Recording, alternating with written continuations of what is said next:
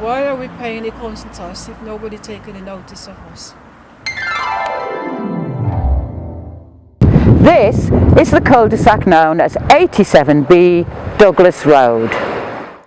It sits here at the heart of the Grove Residents Association area in Handsworth.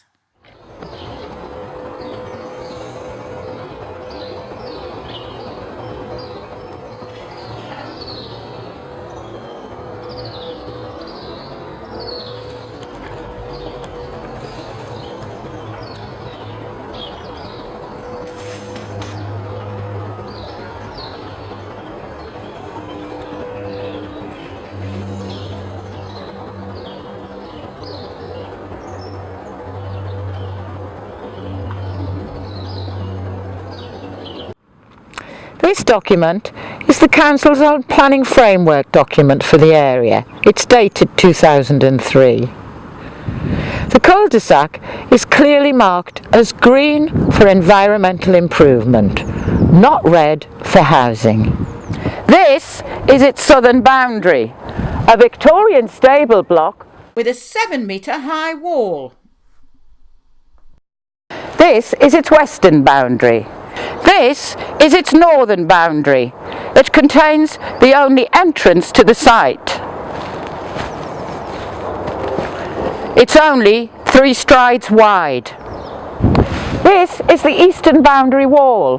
Beyond it, an Edwardian gardener's paradise.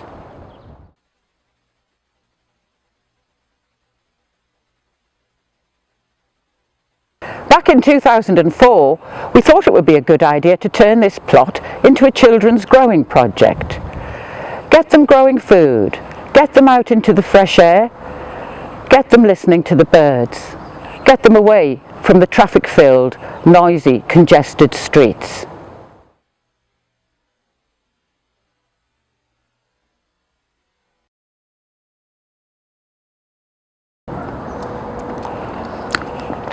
We have very high rates of childhood obesity and diabetes in our community. There are 27 places, all within half a mile of this site and our 2 local junior schools, where you can buy takeaway food. It was a simple idea. Each school would have their own plot where the children could grow foodstuffs. We'd install webcams so the children could watch their plots while they were at school. And very importantly, it was within walking distance.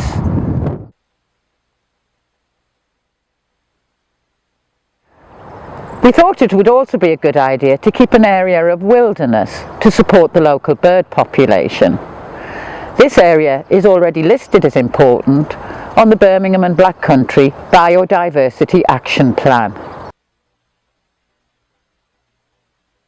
Groundwork, the environmental charity, thought our children's growing project was a good idea. They even earmarked £90,000 to put towards it. We spent a year on the children's growing project plan. We involved the local schools, the Sure Start Centre and our local play centre in Handsworth Park.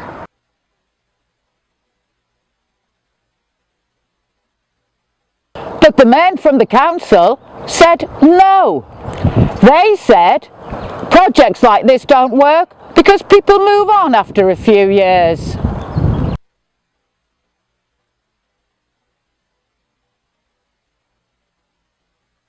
But we said the schools will be primary stakeholders and they aren't going anywhere.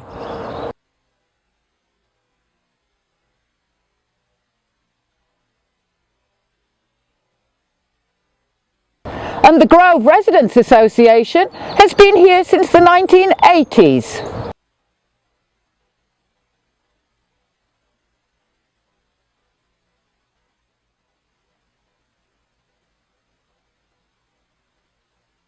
But still the council men said, no, no, no, no, you can't have a children's growing project. We're going to sell the land for housing.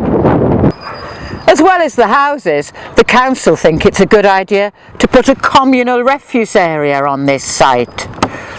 This is what we think about that. It'll just end up a tip.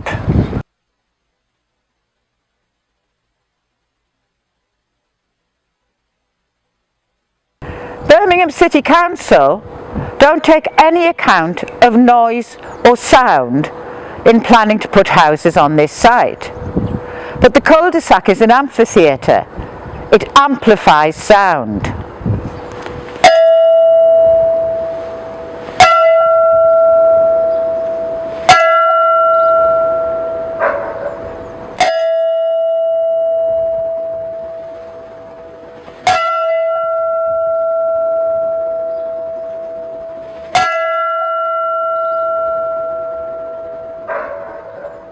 Places for Living is a supplementary planning guideline. In this Places for Living guideline, it says that all new build houses should fit the character and context of the existing surroundings. Here's an example. This is Newtown, 60s council housing, and this is the housing that they built there last year. It's just across the road from this. This is the housing they're planning to put in my area, on this cul-de-sac. This is the context, an Edwardian terraced road. Now I think that these plans for these new houses here look just like the houses they built in Newtown last year, but the context is totally different. So this is what I think of their plans for new houses. They're rubbish and don't fit the character of the area at all.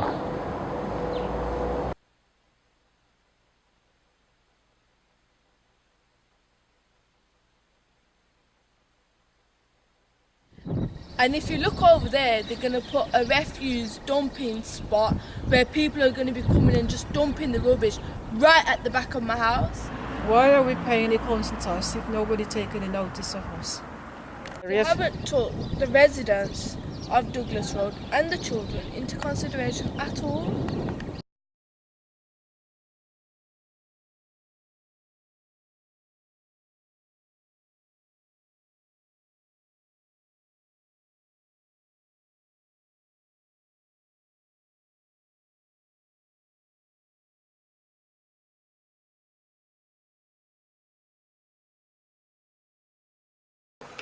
Item number 7. Land off Douglas Road, Handsworth, Birmingham. Erection of 7 terrace dwellings with associated parking, assets and landscape. So 240 signatures now on the petition against this application. More information should have been given to support the application relating to the difficulty in particular with the access road. He doesn't feel that the drawings clearly represent the site access. Ground contamination report should have been submitted.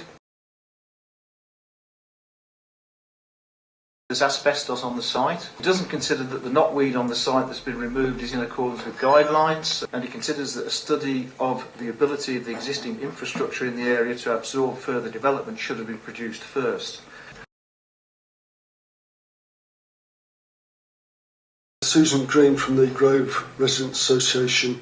All your standards, communication and consultancy, statement of community involvement and places for living, this consultation was woefully inadequate. This application's SCI says, local ward members have been informed of the proposal for the scheme. And that's all it says. This one sentence is the totality of their SCI. Grove Residents Association has been a community stakeholder in this site since 1999. Yet no early consultation took place as recommended at 6.1 in Places for Living.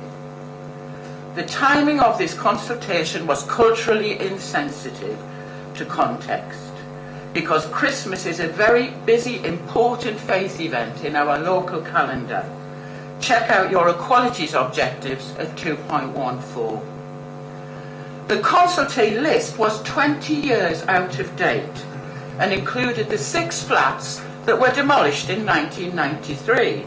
Clearly, this is an application that has been consulted on in accordance with your guidelines. That has been consulted on in accordance with your guidelines. Consulted on in accordance with your guidelines. Excuse me. You've had your 3 minutes. Do you mind? I'm sure he is telling the truth. Comments? No?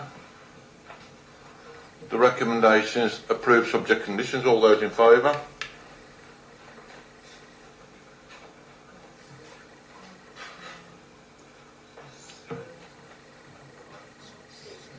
Amendment 7. Can you all hold your hands up high, please? 1, 2, 3, 4, 5, 6, 7. Those against? Those abstaining? Okay. That is approved. Thank you. Excuse me. Sorry. Excuse me. Sorry. You've had your time. Which renders it invalid. You've had your time. You're holding everybody else up. Thank you.